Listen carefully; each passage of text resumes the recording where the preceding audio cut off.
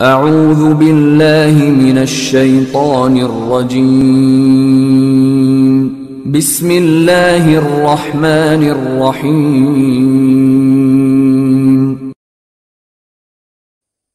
اللهم صل على محمد وعلى آل محمد كما صليت على إبراهيم وعلى آل إبراهيم إنك حميد مجيد اللهم بارك على محمد وعلى آل محمد كما باركت على إبراهيم وعلى آل إبراهيم إنك حميد مجيد.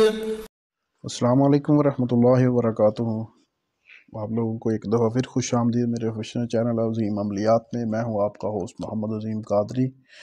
تو آج کی ویڈیو کا ہمارا عنوان ہے چہل کاف، دعائے چہل کاف کی زکوٰۃ کا طریقہ. اس کے دو طریقے ہیں، ایک باموکل ہے اور ایک یہ سادہ ہے. جو یہ سادہ ہے میں آپ کو بتا رہا ہوں، لیکن چہل کاف آپ نے نیٹ سے نہیں لینی.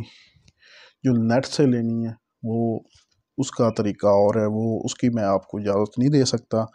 لیکن جو میرے پیر و مرشد کی بتائی ہوئی ہے اس میں اور نیٹ والی میں سمجھ لیں کہ زمین آسمان کا فرق ہے. جو میرے پیر و مرشد نے بتائی ہوئی ہے وہ کچھ اس طرح ہے: کفا کا ربو کا کم یکفی کا واقعی فتن کفکافہا کا کمین کانا من کالا کا تکر کرن کل کری فی کابائی تحکیم شک شکت ان کلکلک لکھا کفا کا مابی کفا کل کافو قربتہ یا کو کبن کانا یہ کی کو قبل فلا کا. ابھی اس میں یہ کی یا کو کبن کانا یہ کی کو قبل فلا کا، تو ادھر آتا ہے تاہ کی. تو اس میں یہ ڈیفرنٹ ہے، اور اس میں ایک دو لفظ ہیں وہ میں آپ کو بتا دوں گا، آپ خود ہی دیکھ لیجئے گا. لیکن اصل جو طریقہ ہے میں نے آپ کو بتا دیا ہے جس طریقے سے آپ نے پڑھنی ہے. اس کی جو زکوٰۃ کا جو طریقہ ہے، چہل کاف کی زکوٰۃ ادا کرنے کے 3 طریقے ہیں. نمبر 1، روزانہ آپ نے 1100 بار 11 دن تک پڑھنا ہے، یعنی کہ 1100 مرتبہ 11 دن تک آپ نے اس کو پڑھنا ہے. طریقہ نمبر 2 یہ ہے کہ 700 بار 11 دنوں تک 700 بار 11 دنوں تک آپ نے پڑھنا ہے.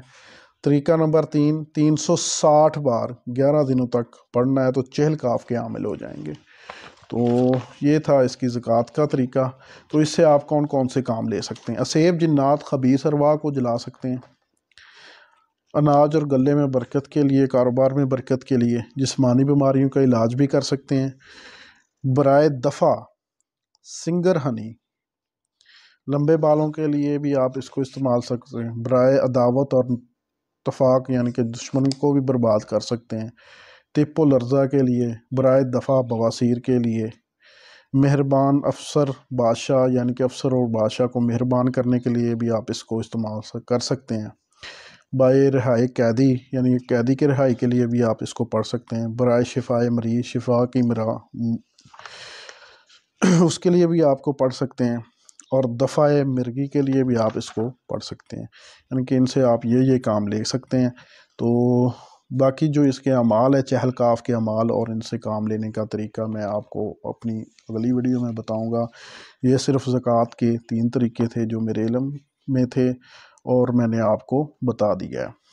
تو اس سے آپ ہر قسم کا کام لے سکتے ہیں. لیکن جادو جنات کے لیے یہ بہت ہی پاورفل چیز ہے.